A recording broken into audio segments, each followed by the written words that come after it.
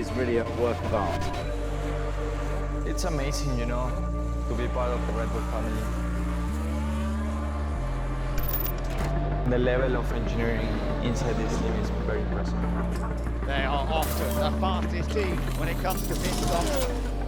We want to fight for the championship. That's typical Max. He'll fight every inch. I just can't wait to get started. Oh, guys, what an amazing race. Oh, thank you so much. Also, everyone, back at the factory, this is what you get when, you keep pushing.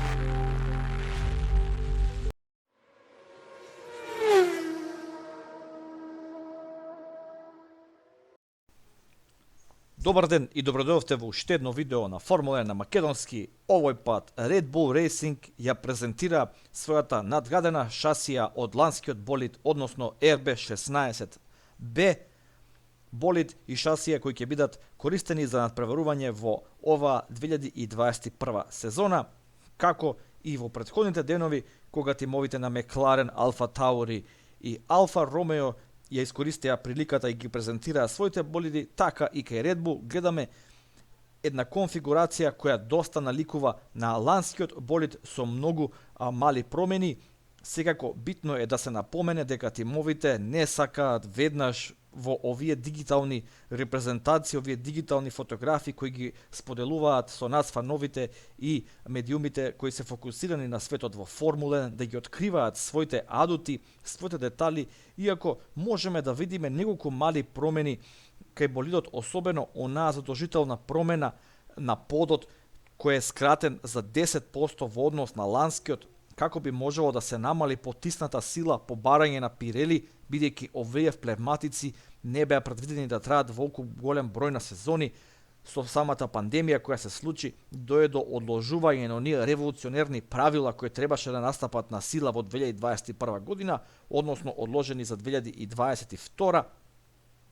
Па оттаму гледаме и некои задолжителни промени, како што напоменав, иако онаа наметка веднаш под носот која се наоѓа може да се забележи дека е доста издолжена понапред, некои минорни промени на страничните крила или така наречени бачбордс, и ќе видиме со првиот ден на тестирање допрва очекувам Red Bull полека да ги открива своите адути. Секако од големо значење ќе биде и модифицираната нова верзија на моторот на Honda.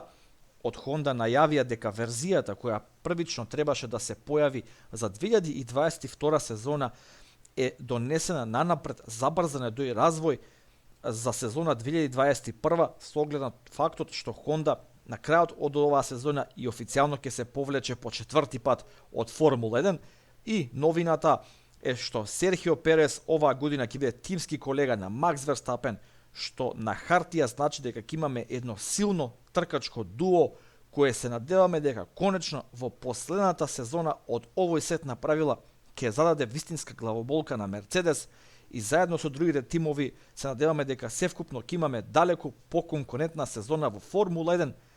Што мислите вие? Дали ви се допаѓа старо новиот болид, односно оваа Б варијанта на постоечката шасија од лани? Секако шемата на бои е идентична, со исклучок на она што Астон Мартин повеќе не е спонзор, бидејќи сега има собствен тим, па на местото на Астон Мартин логото на Honda на неколку места е далечно поизразено. Ќе успее ли Серхио Перес конечно да биде достоен тимски колега на Макс Верстапен?